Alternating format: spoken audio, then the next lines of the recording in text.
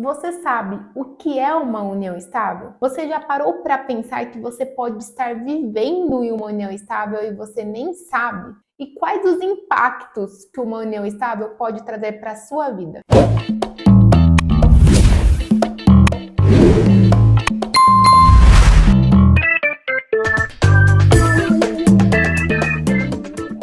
Eu sou Larissa Siqueira, professora e advogada especialista em Direito de Família e Sucessões, e trago aqui mais sobre seus direitos. Então, se você quer saber mais, já se inscreva aqui no canal. Você sabe o que é uma união estável? Quais são as características de uma união estável? Para uma relação ser caracterizada como uma união estável, ela precisa ser pública, duradoura e com a intenção de formar família. Vocês concordam que essas características elas são muito subjetivas? Como, por exemplo, morar com alguém já caracteriza uma união estável? Se eu estou em um relacionamento com alguém e cada um mora em uma casa, mas nós temos uma relação pública, duradoura e com a intenção de formar família, esse relacionamento é uma união estável? Mesmo que eu não more com essa pessoa? Então, esse tema, gente, traz várias dúvidas e eu vou esclarecer algumas aqui com vocês.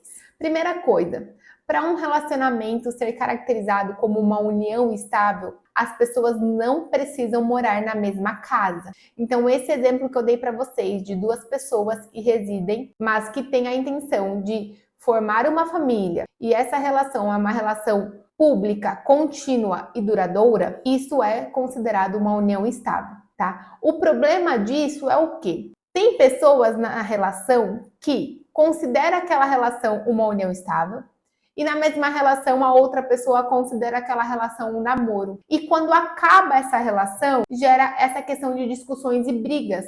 Por quê? Porque para uma pessoa aquilo era uma relação de união estável e para outra era apenas um namoro. E por que que isso é tão importante? Porque um relacionamento que é considerado uma união estável traz impactos patrimoniais para a vida daquelas pessoas envolvidas naquela relação. Uma união estável, ela é igual a um casamento, tá? Ela não vai mudar o seu estado civil, mas vai ter os impactos patrimoniais, ou seja, se você vive em união estável com alguém e você se separa, todo o patrimônio que você constituiu durante aquela relação será partilhado 50% para cada, independente de quem comprou ou contribuiu financeiramente. O que isso significa? Se você mora com alguém, vive uma relação de união estável com essa pessoa e você comprou uma casa com o seu dinheiro, e você se separa. Nessa separação, metade dessa casa será do seu parceiro ou da sua parceira. Por quê? Porque no caso de união estável, o regime dessa união é o de comunhão parcial de bens.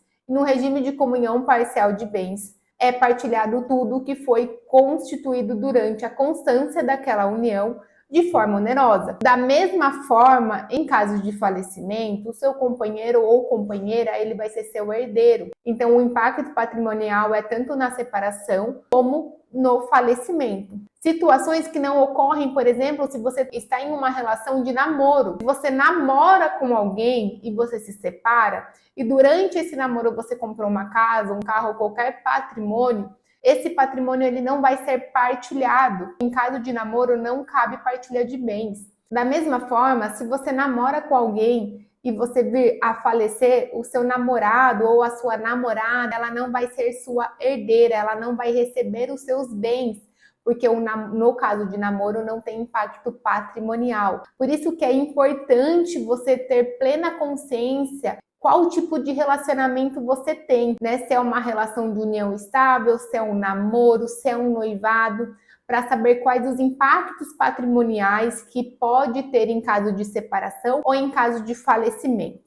O que eu oriento vocês, caso vocês tenham uma relação de união estável, é formalizar essa união, para que vocês possam escolher o regime de bens dessa união estável.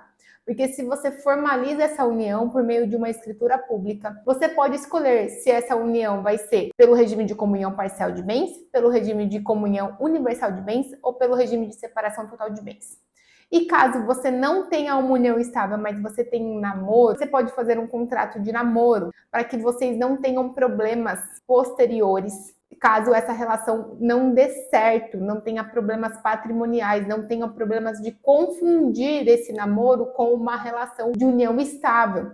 Porque como eu falei para vocês, essas características da união estável é uma coisa muito subjetiva. Então eu já peguei vários casos dentro de uma relação onde uma pessoa entende que aquele relacionamento é namoro ou um noivado e a outra pessoa entende que aquela relação era uma união estável. Então a conversa entre o casal é muito importante e vocês entenderem qual relação vocês têm de comum acordo e vocês formalizarem essa situação para que vocês não tenham problemas posteriores. Porque como eu sempre digo, regra do jogo a gente se dá com a bola no chão. Então antes de acontecer qualquer problema, a gente já coloca as regras aqui. Se é namoro, se é união estável, é união estável.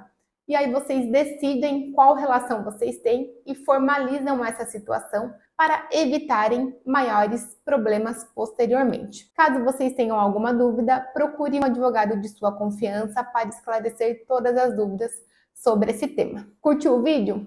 Curte aqui para você me ajudar e fique ligado aí para o próximo vídeo. Tchau, tchau!